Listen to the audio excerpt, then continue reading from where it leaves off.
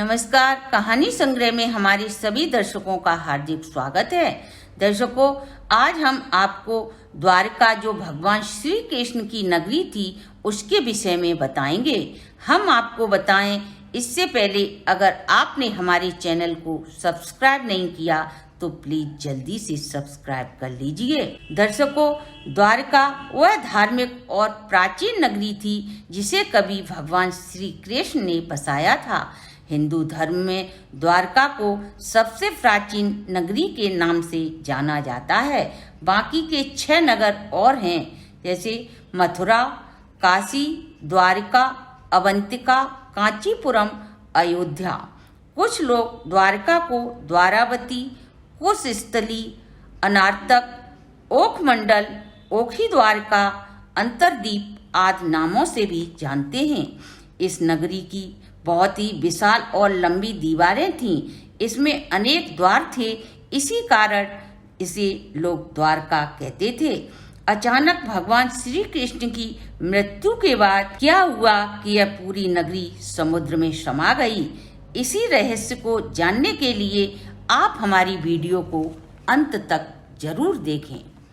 दर्शकों, आखिर क्यों, कब और कैसे डूबी भगवान श्री कृष्ण की नगरी द्वारका। द्वारका को भगवान श्री कृष्ण की कर्म भूमि भी माना जाता है। महाभारत कथा के अनुसार जब भगवान श्री कृष्ण ने कंस का वध कर दिया था तो जरासंध ने यदुवंशियों को मारने की मन में ठान ली और मौका पाते ही वह मथुरा पर बार बार आक्रमण करने लगा। उसके आक्रमण से सभी मथुरावासी भयभीत हो उठे। भगवान श्री कृष्ण ने मथुरा के लोगों की सुरक्षा को देखते हुए एक विशाल और सुरक्षित नगरी की स्थापना की जिसका नाम द्वारका पड़ा। कहते हैं भगवान श्री कृष्ण अपने कुल बंधुओं के साथ बड़े आराम से यहाँ रहने लगे। समय बीतता गया। अचानक 36 वर्ष बाद भगवान श्री कृष्ण की मृत्यु के बाद द्वारका समुद्र में समा गई। पौराणिक मान्यताओं के अनुसार द्वारका के समुद्र में समा जाने के 2 कारण मिलते हैं।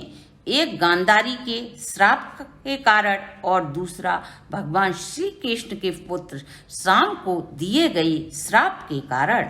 महाभारत युद्ध में कौरवों की पराजय के बाद जब युधिष्ठिर का राज तिलक हो रहा था तब माता गांधारी ने अपने 100 पुत्रों की मृत्यु का दोषी भगवान श्री कृष्ण को ही माना। युधिष्ठिर के राज तिलक में उपस्थित जब माता गांधारी ने भगवान श्री कृष्ण को देखा तो वह अपने आप को रोक न सकी और भगवान श्री कृष्ण से बोली, जिस प्रकार मेरे कुल का नाश हुआ है उसी प्रकार एक दिन तुम्हारे कुल का भी नाश हो जाएगा। इसलिए महाभारत युद्ध के 36 वर्ष बाद द्वारका में तरह तरह के अपशकुन होने लगे।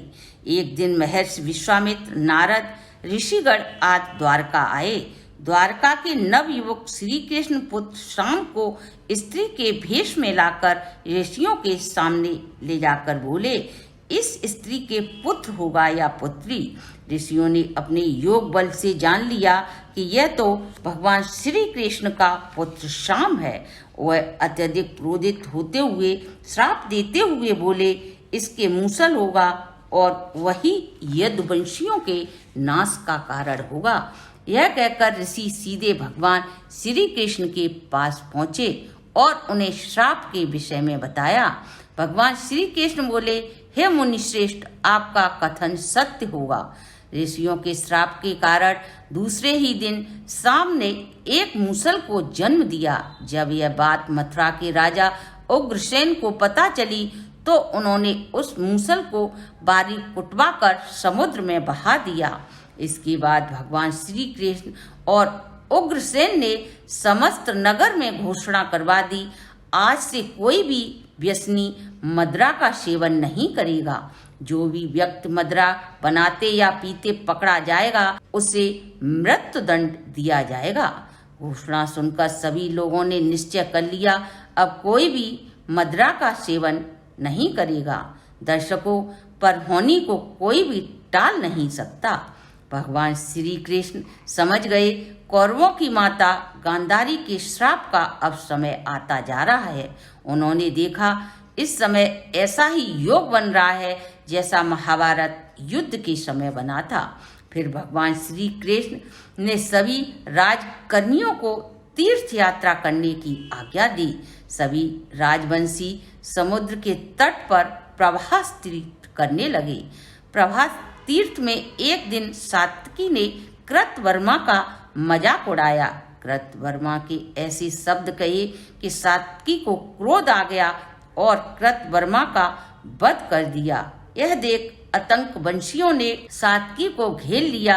यह देख भगवान श्री कृष्ण के पुत्र प्रद्युम्न ने सात्विकी को बचाने के लिए, आतंकवंशियों की संख्या अधिक थी और उन्होंने सात्विकी और भगवान श्री कृष्ण के पुत्र और पोते को घेर कर मार डाला। क्रोधित होकर भगवान श्री कृष्ण ने समुद्र के किनारे खड़ी घास को उखाड़ लिया। हाथ में आते ही वह घास वज्र के समान हो जाती। उस मूसल के एक ही प्रहार से इंसान की मृत्यु हो जाती। काल के प्रभाव से सभी यदुवंशी एक दूसरे पर प्रहार करने लगे और आपस में लड़ते लड़ते मारे गए। भगवान श्री कृष्ण के देखते ही देखते उनके सारे पुत्र मारे गए। यह देख भगवान श्री कृष्ण ने अपने सारथी तारुक से कहा, तुम अर्जुन को मेरा संदेश देकर शीघ्र ही अर्जुन को यहाँ लेकर आओ। ऐसा कहकर भगवान श्री कृष्ण बलराम से कहकर शीघ्र ही द्वारका आए और यदुवंशियों के संहार की पूरी घटना अपने पिता वासुदेव को बताई। यदुवंशियों के संहार की खबर को सुनकर वासुदेव को बहुत दुख हुआ। भगवान श्री कृष्ण बोले, आप अर्जुन के आने तक सभी स्त्रियों की रक्षा करें। मैं वन में जा रहा हूँ। दाऊ भैया वहाँ मेरी प्रतीक्षा कर रहे हैं। ऐसा कहकर भगवान वहाँ से बलराम के पास आए। देखा तो बलराम योग निद्रा में लीन थे। देखते ही देखते वह एक विशाल सर्प बन गए और भगवान श्री कृष्ण से आज्ञा लेकर समुद्र के रास्ते वैकुंठ धाम चले गए। बलराम के चले जाने के बाद भगवान श्री कृष्ण वन में घूमने लगे। घूमते घूमते वह एक वृक्ष के नीचे लेट गए और माता गांधारी के द्वारा दिए गए श्राप के विषय में सोचने लगे। अपनी देह त्यागने की इच्छा से उन्होंने इंद्रियों को संयमित किया और पृथ्वी पर लेट गए। जब भगवान समाधि में लीन थे, उसी समय जरा नामक एक शिकारी हिरण का शिकार करने के लिए आया और उन्होंने भगवान श्री कृष्ण पर दूर से ही बाण चला दिया। जब वह अपने शिकार को पकड़ने पास आया तो योग में लीन भगवान को देखकर उसे अपनी भूल पर पश्चाताप हुआ। भगवान ने उसे आश्वासन देकर वह परम धाम चले गए। इधर जब तारुक हस्तिनापुर पहुंचकर अपनी सभी समाचारों से अर्जुन को अवगत कराता है, शीघ्र ही अर्जुन द्वारका के लिए चल देते हैं। वह द्वारका पहुंचे तो अर्जुन को देखकर श्री कृष्ण की रानियां रोने लगीं। उन्हें रोते देखकर अर्जुन भी भगवान श्री कृष्ण को याद करके रोने लगे। अर्जुन फिर अपने मामा वसुदेव से मिले। उन्होंने श्री कृष्ण का संदेश अर्जुन को दिया, तुम सभी स्त्रियों को लेकर शीघ्र ही यहाँ से चले जाओ। थोड़ी ही देर में द्वारका समुद्र में समा जाएगी। यह कहकर वासुदेव ने भी अपने प्राण त्याग दिए।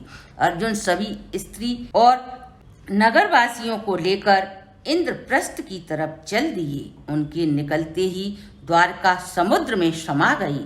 यह देखकर सभी को बहुत आश्चर्य हुआ। दर्शकों, सन 2005 और 2007 नौसेना के गोताखोरों ने भारतीय पुरातत्व के सर्वेक्षण के दौरान 560 मीटर लंबी दीवार समुद्र में मिली और लगभग 900 साल पुराने अनेकों बर्तन मिले। इससे यह सिद्ध हो गया कि द्वारका जो भगवान श्री कृष्ण ने बनाई थी वह आज भी समुद्र के गर्भ में मौजूद है। तो दर्शकों, कैसी लगी हमारी ये वीडियो? अगर आपको हमारी वीडियो अच्छी लगी हो तो ज़्यादा से ज़्यादा शेयर करें।